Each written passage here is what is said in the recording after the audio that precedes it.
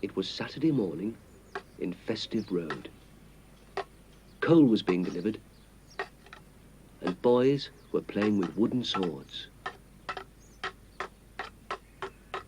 Everything was very ordinary. This is an ordinary street. At number 52, the postman arrived with a letter.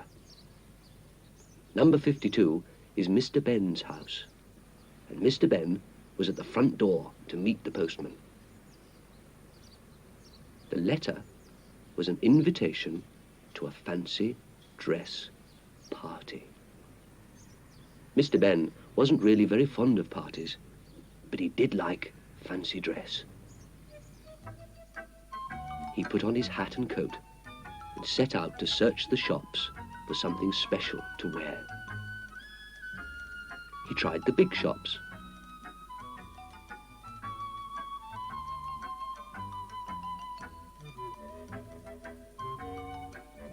but didn't find anything. He tried the not-so-big shops.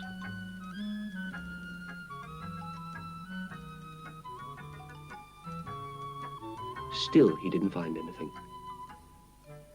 He tried the small shops in the side streets. Everywhere, it was the same story. No fancy dress, only ordinary, everyday clothes. But at last, in a back lane, he found a little shop with all sorts of interesting things to wear. In the window was a suit of bright red armour.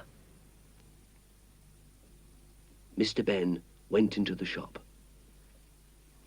As if by magic, the shopkeeper appeared. "Can I help you, sir?" he asked. After looking quickly round the shop, Mr. Benn said, "I wonder if I might borrow that suit of red armour." The man seemed pleased. "Of course," he said. "Would you like to see if it fits?" And he pointed to the door of the fitting room.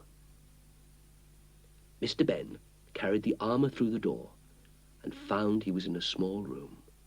Quickly, he changed into the armour.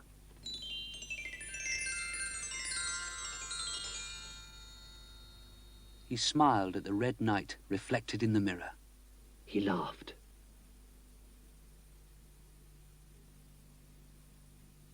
Then he noticed another door. "Well," said Mr. Benn, and he walked through the second doorway. Instead of another room, Mr. Benn found himself in rocky countryside.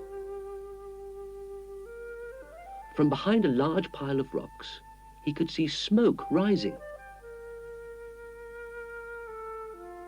Feeling brave in his red armour, he walked over to see what was making the smoke.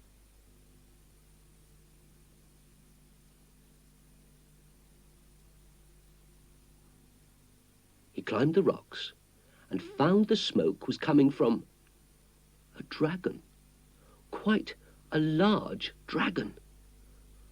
"Gosh," thought Mr. Benn, "somebody else in fancy dress."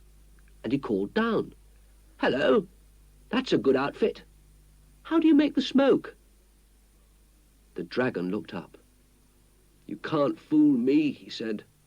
"I know you've been sent to kill me." Kill him? Thought Mr. Benn. And he realized that it was a real dragon, a sad, very sad dragon.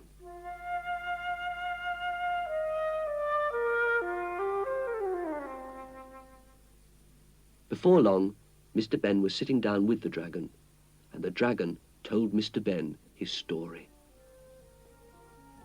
The dragon had lived happily in a castle. He worked hard, lighting fires for all the people who lived nearby.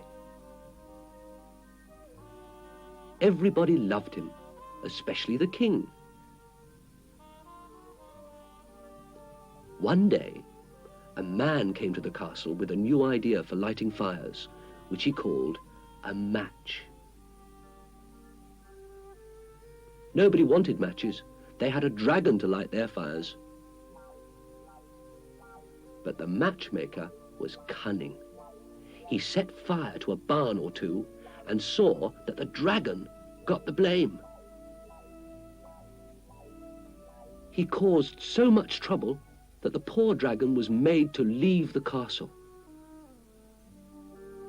Then everybody had to go to the matchmaker and buy matches. To make matters worse, the king's favourite white horse had run away at the same time, and the dragon had been blamed for this as well. He was being blamed for everything.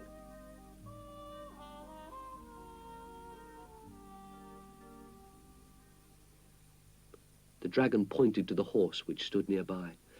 "I've been looking after him," said the dragon, "but I'm much too afraid to return him." "I'll help you," said Mr. Benn. "Show me where the castle is, and I'll tell the king the true story." The dragon was delighted, and they left almost at once.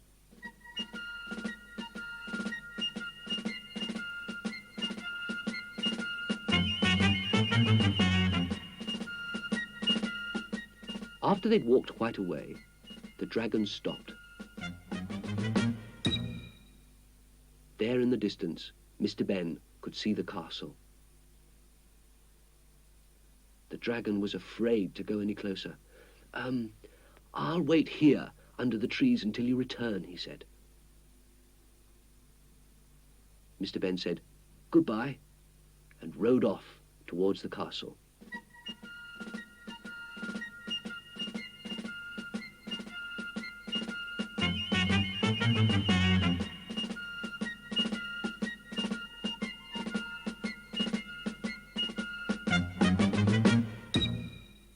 At the castle, the guard saw Mr. Benn approaching. They rushed to the king and told him that a brave red knight must have killed the dragon because he was returning the white horse. Mr. Benn arrived at the castle. He didn't have to say anything. He was taken straight to the king to be rewarded.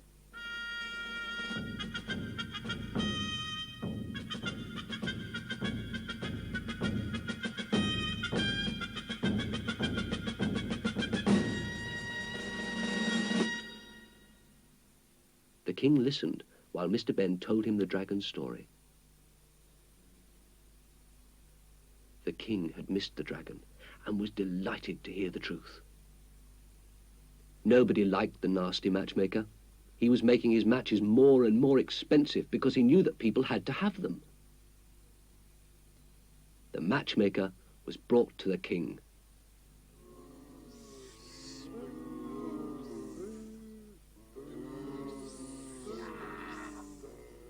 The king ordered him to prison until he thought how to punish the rascal.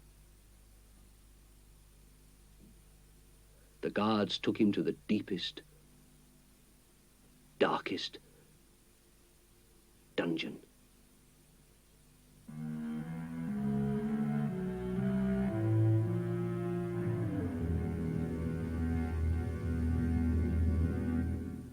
Mr. Benn led the way for the king and his guard to welcome the dragon back.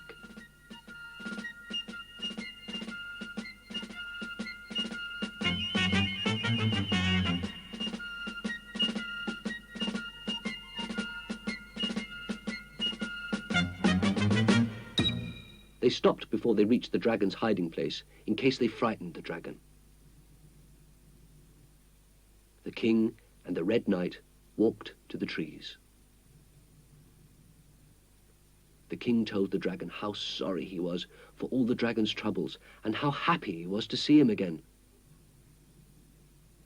The dragon was so happy that he made Mr. Benn and the king ride on his back. With the dragon leading the way and the guard following, they returned to the castle.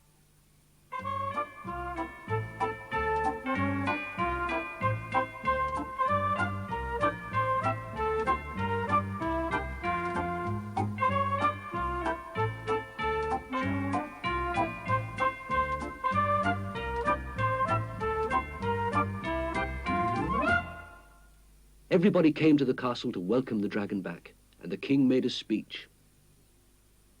He explained how the matchmaker had caused all the trouble, not the dragon. He said that matches were better for most people, and that everyone could have the matches they needed free. The matchmaker would make the matches for nothing as his punishment. The dragon would be the king's personal firelighter.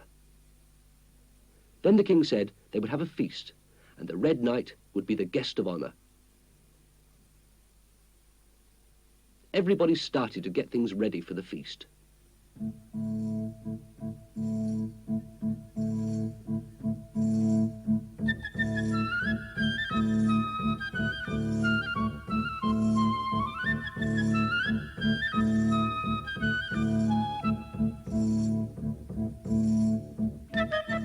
Mr. Benn just stood at the side and watched.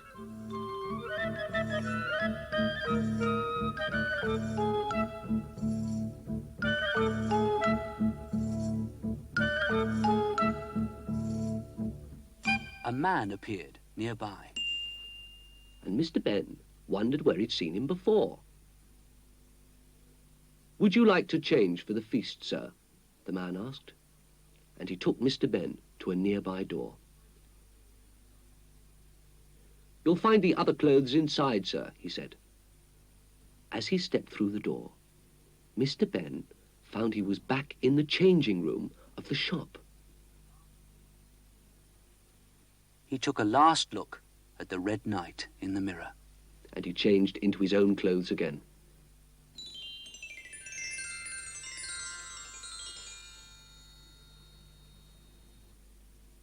Then he went back into the shop. Mr. Benn had had enough excitement. He didn't want to go to the fancy dress party now. "Thank you," he said to the shopkeeper as he gave back the armour. "I won't take it with me after all." The little man smiled. "Right you are, sir. Shall we be seeing you again?" "Oh, yes, I'll be back," said Mr. Benn from the door. "Very soon," he added. As he walked back down Festive Road, Mr. Benn thought about his adventure.